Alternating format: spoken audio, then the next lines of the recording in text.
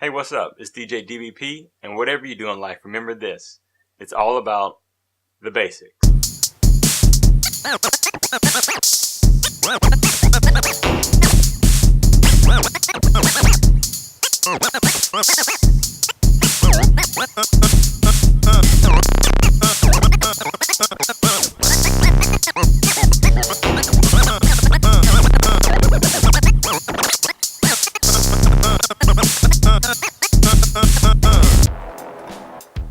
Hey, what's up, folks? It's your homie DJ DBP here, bringing you another episode of my show, The Basics, where we just talk about the basics, things that you might need to know that'll help you be a better DJ. So on tonight's show, we're going to talk about something that's really fun: how to have a better scratch cipher.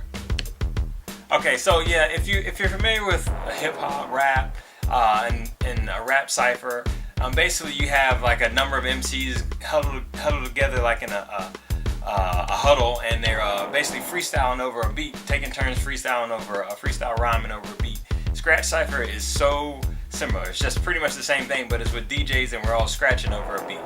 So with that being said, I had a chance to experience one a couple months ago, and it was a lot of fun. But I noticed there was a couple of things that were happening that were kind of making it a damper for everybody. And so that's what this video is for, kind of to make it better for everyone. And also, with that being said, I've been DJing for a while, and I've had a chance to see, through the internet and through in person, there's a ton of DJs, and there's a ton of skill levels, but everybody's great. I mean, there's so many different techniques and styles of scratch DJs.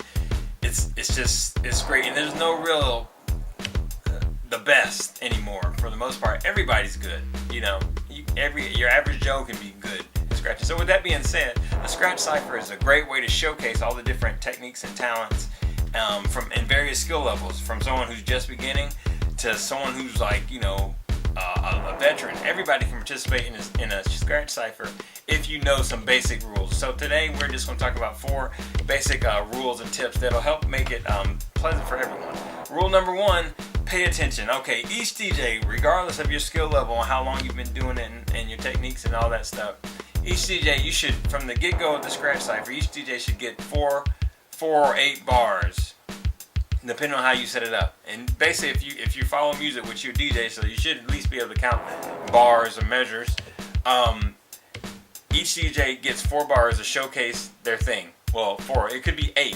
Whatever you guys decide on. But you get so many bars to showcase your thing, and then it goes to the next. So, like I said, tip number 1, pay attention. You got to be ready for when it's your turn. Otherwise, you kind of stagnate the flow, and you start, and now people are waiting around like, oh, wait, is it your turn, blah, blah, blah. Set an order to go around too.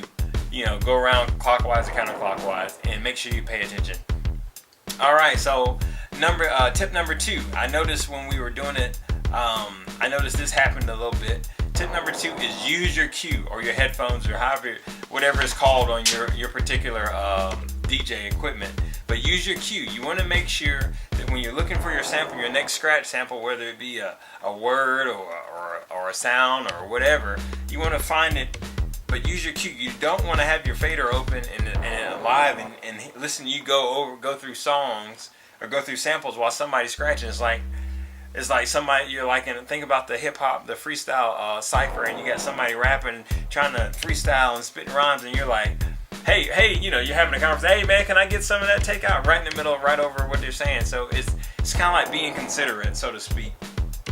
Let me get. All right, so and that kind of leads me into my next tip number 3. Like I said, don't scratch over each other. So with tip number 2, you want to use your cues, your headphones, and make sure you find your next sample. With tip number 3, once you found that sample and you're ready, maybe you're warming up and you're listening to somebody else, or maybe you're just in your zone and you're like, oh yeah, I'm feeling this. Don't have your fader open and start scratching over somebody else. That's like so rude. It's like, it's not cool. I mean, you wouldn't have 2 people rapping over each other, so you definitely don't want to scratch over each other. So the last tip I wanted to leave you with, number 4, is simple. It's pretty much keep the flow going, be musical, and have fun. So I combined all those into one tip. So basically, like I said, you guys are having fun, It's going to sound better and be a much better recording as long as you keep the flow going and you remember the steps prior to step 1, 2, and 3. Be musical. I mean, you don't necessarily have to do, everybody can do the same sample. You don't have to do the same sample. Everybody can do different samples. You can let the sample play. I mean, you can do all sorts of things. Just be creative. I mean, you're like making a live mixtape or something like that. And most of all, have fun. Everybody's having fun. It's a jam session. It'll be great. So, in order to give you guys an example of how Cypher should go, Scratch Cypher should go, I brought, earlier I recorded my friends Red, Yellow, Green, and Blue to do a Scratch Cypher for us. So let's check it out.